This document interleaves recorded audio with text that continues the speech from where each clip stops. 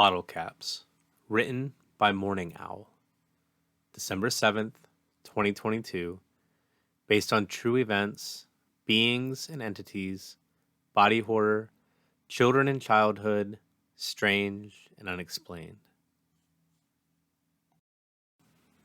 As anyone who is or has been the nerdy kid can attest to, you can't help but assume the worst when the biggest bloke in class suddenly walks up to you.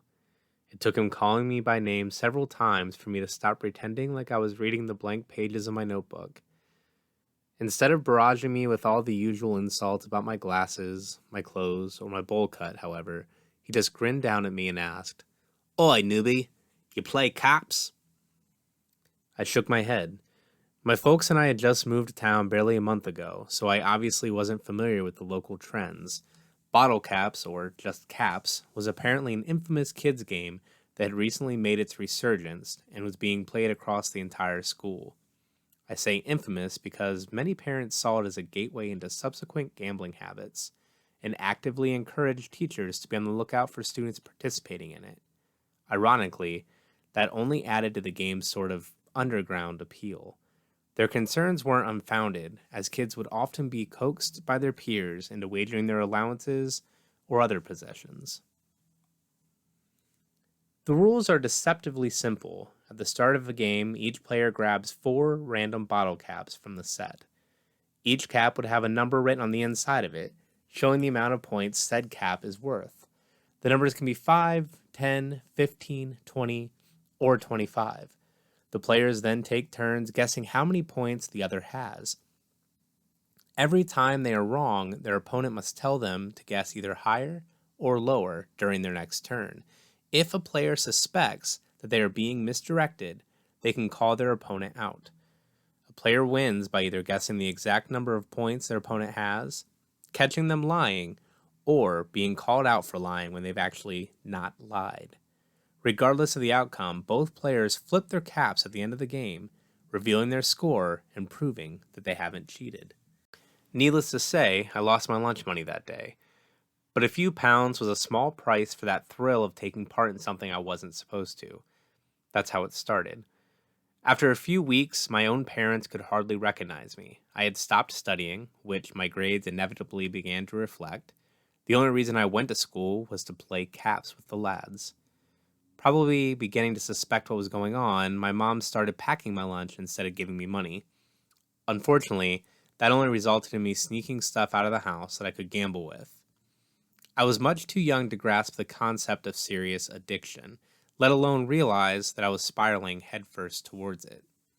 The others convinced me to stop attending classes altogether. We'd spend our weekdays behind an abandoned gym where we'd smoke, scribble pricks on the walls, and of course, play caps. But there was also another reason we went there. Once in a while, this kooky old man from across the street would come down and pay us a visit. In hindsight, the guy was clearly unwell. He was grossly malnourished, somehow appearing skinnier and skinnier each time we saw him. His face was covered in scabs and lesions, and his eyes were perpetually bloodshot. He never gave us his name, so we just called him Mr. Sag, on account of his propensity for wearing absurdly oversized jumpers. According to him, he and his friends were the ones who originally came up with our favorite activity, back when they were around our age. Usually he'd just sit there and watch us play for a few hours before going back inside. On occasion, however, he'd challenge one of us to a game, always brandishing the same crumpled 50-pound note and promising it to whoever beats him. It was an obscene amount of money from the perspective of a 12-year-old back in the early 90s. Not that we'd ever know. You would think that for a game so reliant on chance, one of us was bound to get lucky eventually. But the shifty old nutter always managed to weasel out in the end. Every time it seemed like he was about to lose, he'd suddenly make a random guess, which just so happened to be the correct one. We were convinced that he was cheating, but we couldn't figure out how. The bottle caps we used were all from the same brand of Coke. There shouldn't have been any way of differentiating them from another. He was either being helped by someone or had one hell of an eye for detail. Perhaps it was time that we tilted the odds in our favor a little bit as well. Cheating at caps is considered a local taboo, with a reliable way of getting your teeth kicked in if caught. Given the chances, however, we figured that turnabout is fair play. A functional set consists of 4 caps from each of the 5 respective values, totaling at 20 per set. Giving each of them some sort of distinguishing mark would have been too obvious, especially if old Mr. Seg really was that perceptive. To mine and everyone else's surprise, it was I who came up with the idea we eventually ended up going with. The plan was to make a new rigged set made up of 16 caps worth the same amount of points, in this case 10, and only 4 of a different one, 15. Only those 4 would have been marked in some ideally inconspicuous way so that we could search them out from the rest. The idea was that you'd always know what your opponent has, regardless of what they pick, while also being able to ensure that there aren't more than 4 caps of a single value between you two, since that would have given it away. The trap was set. All that was left now was for our guest of honor to make his appearance. Mr. Seg showed up late the following afternoon. He greeted us with a wave and assumed his usual sitting spot, an improvised bench made out of plywood and a few cinder blocks for support. Cooper, the oldest in our group, didn't seem keen on waiting for a challenge to be extended. He strode up to the old man and demanded the rematch that he felt he was owed. Mr. Seg offered him a passive, neutral smile, then shrugged his shoulders and joined us at the table. The rest of us took a few steps back, having just replaced the real set with the trick one, and trying not to look too obviously giddy about it. The bottle caps were laid out between them. Even from a glance, I could already tell the 4 marked ones from the rest. 3 of them were lightly scratched in different places, while the 4th had parts of its logo smeared. We tried to make the imperfections look as benign and accidental as possible. As per the rules, both players took turns shuffling the order before selecting their caps. Cooper waited for his vulnerable opponent to pick first. I could tell that the old man had 3 10s and a 15. In response, Cooper quickly snatched the remaining 15s and 1 10. Both checked their caps, or pretended to in the case of one of them. The game was officially underway. Cooper was the first to guess. 25, he smugly proclaimed, despite it being wrong. He had likely figured out winning on his first term might have been a little too suspicious. The man rechecked his score and shook his head, all the while maintaining his calm smile. Higher, he replied. His voice was so weak and raspy that it sounded like he was constantly struggling for air. It was his turn to guess. How about 70? Cooper made a clicking noise with his tongue, leaned back, and gave him the thumbs down. The whole game only lasted 3 rounds. Mr. Sag came dangerously close to hitting his mark on both his subsequent attempts, forcing Cooper to just pull the trigger and get it over with. 45! And just like that, it was over. I couldn't believe it. The plan actually worked. Cooper shot me a sly glance, his grin wider than ever, which I couldn't help but reciprocate. He extended his hand towards the dumbstruck man standing across from him, expecting his due reward. We were all taken aback as the man's sullen grimace suddenly turned to laughter. He cackled, wheezed, and then cackled some more. I'm not sure what sort of reaction we expected, but it certainly wasn't that. Before a now confused Cooper had the chance to retract his hand, Mr. Sag had grabbed it with both of his. He shook the boy's entire arm, and then triumphantly slapped the coveted 50-pound note down in front of him. I had never seen the old man this lively before. He seemed genuinely overjoyed to have lost, as though a tremendous weight had been lifted off his shoulders. We looked on in stunned silence as he made his way over to the nearby intersection, laughing and cheering all the while. It was surreal watching him just stand there, tapping his feet against the pavement in celebratory fashion as the other pedestrians circled past him. He appeared to be waiting for something. Cars slowed down, thinking he intended on crossing, but the scraggly old geezer just waved them off with a smile. "Think we broke him, boys," Cooper said in a self-satisfied tone, and then proceeded to wave his prize in each of our faces. I should have known better than to expect my contribution to be acknowledged. All of a sudden, Mr. Sag spun around theatrically, our eyes locked. He smirked, gave a bow, and, to our absolute horror, jumped backwards in front of an oncoming truck. The driver had no time to react. The initial collision sent the raggedy man tumbling down beneath the wheels, where his body was effortlessly crushed under the massive vehicle's weight. There was a crunch, followed by a wet, squelching noise that caused me to look away. All around me, there were screams of panic and confusion. "Ambulance! Somebody call an ambulance!" a woman yelled. It was clearly much too late for that, though. The rest of the kids were quick to scatter. I felt Cooper grab me by my elbow and try to pull me back, but my body wouldn't move. It was like my soles were nailed to the ground. After a few attempts, he gave up and sprinted off as well. To this day, I'm not sure what compelled me to stay. Maybe it was shock, or perhaps it was a feeling of guilt. Whatever the cause, step by timid step, I inched forth towards the scene of the crash. Childishly, a part of me still held out hope that it was all going to turn out okay in the end. Such hopes were promptly dashed as soon as I squeezed through the crowd of concerned and morbidly curious adults that had gathered around the victim. Splattered against the black tarmac was an unrecognizable pile of meat. The limbs that were still attached were bent in angles too painful to describe. There were bones protruding through the man's oversized sweater. I didn't even want to imagine what his body looked like underneath. His waist and stomach region were completely flattened, separating him in two. All that was left behind was a smear of entrails stretching up the road. His head was the only part of him that had somehow remained relatively intact. His face was turned up towards the sky, expression eerie and hauntingly void of emotion. Suddenly, his lips began to move. "Please, let me go. Please, let me go," he repeated, chanting it over and over and over, like a mantra. The fact that he was still alive at all was a miracle, although from the miserable sod's perspective, it was clearly anything but. My stomach turned as the man's bulging, bloodshot eyes singled me out from the other bystanders. A warm trail of urine ran down my leg. His grimace twisted with anger. "You," he hissed through broken teeth, "you cheating little shit. What have you done? She won't let me go. She'll never let me go because of you."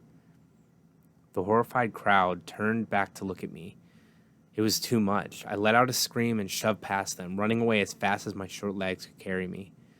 I never told anybody about what happened that day, not even my parents. It sort of remained this unspoken secret that everybody involved knew not to talk about. Ironically, the whole experience might have done the majority of us good since we quit playing caps and started attending classes again. Or at least, that might have been the case if my story ended there. Years went by. I was a few days removed from my 17th birthday. It was Sunday, and I had the apartment to myself for once, which didn't happen very often. I was planning on spending the evening eating crisps and watching the most raunchy, rubbish TV show I could find, when suddenly the phone rang. With nobody else around, I begrudgingly rolled off the sofa and sauntered over to pick it up. It was Cooper. It took me a minute to recognize his voice. We hadn't spoken in over 3 years. Not for any particular reason, we just grew apart. Although we tried to maintain a friendly tone at first, it was clear that there was more brimming beneath the surface. It didn't take long for the desperation to leak through. His voice cracked. I could practically hear him holding back tears. He started telling me how sorry he was and that he had no other choice. I tried my best to encourage him to be less vague, but it made no difference. He just kept on apologizing. I decided to just wait for him to calm down before trying to make sense of his babbling. "Listen," he finally said, "you're at your place, right? Go check if your door and windows are locked and call the cops. Tell them that somebody's trying to break in or something. Just trust me. Please." I made an effort to extract more information, but my concerns remained unacknowledged. He kept insisting that I wouldn't believe him and that telling me would only make me think that he was playing a prank on me. He asked if my folks were around. I said no. Shit. Fuck. Okay. Panic was starting to set in again. "Okay, I'll call the cops for you. Just make sure everything's locked tight and find a place to hide. Or, you know what? Better yet, go over to your neighbors, but do it fast. You don't want to be trapped outside when he gets there. Go, now." And just like that, he hung up. I slowly placed the handset down, shut off all the lights, and walked up to the nearest window. It was pitch black outside. Droplets of rain trickled down the glass. Perhaps Cooper's insistence on remaining vague had been the right call, since it made me take the threat way more seriously than I likely would have otherwise. I paced back and forth, considering my options. I lived on the first floor, so while unlikely, it was definitely possible for somebody to break a window and climb in if they wanted to. I glanced down the cramped entrance hall. Our upstairs neighbors were a kindly older couple that would have invited me in without question, especially after explaining the situation to them. Screw it, I thought. I had watched enough horror movies to know what happens to that one skeptic guy who insists on ignoring all the warning signs until it's too late. I grabbed the keys off the table and I headed for the door. Unfortunately, that was just about as far as I got. Smarter men than me have debated just how far you can pervert the human form until it is no longer considered human. I'm not exactly qualified to determine where that line needs to be drawn, but there is one thing I do know for certain. The thing standing on the other side of that threshold, bathed in the harsh light of the staircase corridor, was definitely not human. At least, not anymore. Its calcified hand shot forth and slapped against the inside of the door. Before I had a chance to slam it shut, I jolted back. Blocking my only conventional means of escape was this misshapen husk of a figure. It was naked apart from the grimy overcoat draped over its frame, the front of which hung open to reveal shriveled, almost mummified-looking flesh. Its body was held together by copper wire, and there were pieces of rebar connecting its upper torso to its pelvis. I have no idea how it still had use of its legs, considering that the metal bars were the only thing linking them to the rest of its skeleton. But as undeniably grotesque as the fusion of bone, gray flesh, and rusted metal was, it was the face that caused my chest to tighten. It wore a face that I instantly recognized despite its atrophied state. "Mr. Seg? Is that you?" The old man, or at least what was left of him, didn't say anything, not at first. He only smiled, dry lips cracking as he did so. Just then did I notice that he was dragging some sort of tool behind. As his feet shuffled past the welcome mat, I saw it more clearly. He was wielding a crowbar. "Your little friend told me exactly what you did. He told me everything." His voice was even worse than before. He spoke barely above a whisper. "He told me how the whole thing was your idea from the start." When I tried to protest, he struck the wall with his improvised weapon, chipping it and causing me to cower in fear. I considered screaming for help, but I had a feeling that he would have taken even less kindly to that. "Sit," he demanded. I swallowed the lump in my throat, lowering myself onto the living room carpet.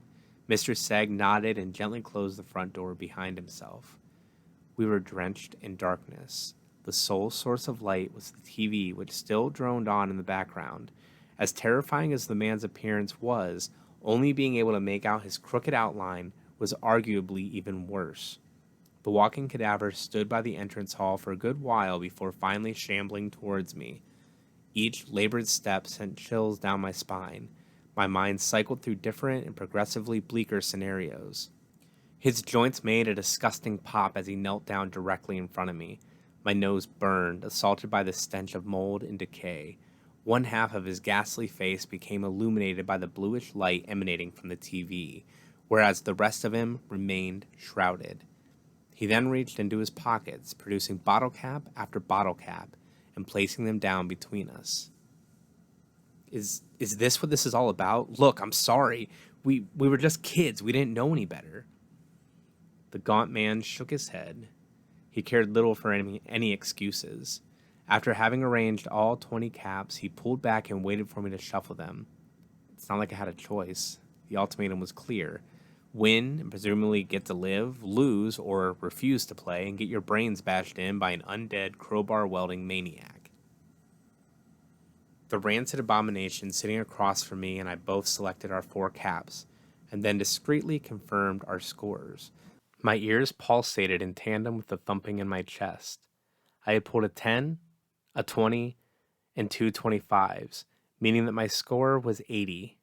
Round numbers are generally not considered ideal since they are the easiest to guess. I was already off to a bad start.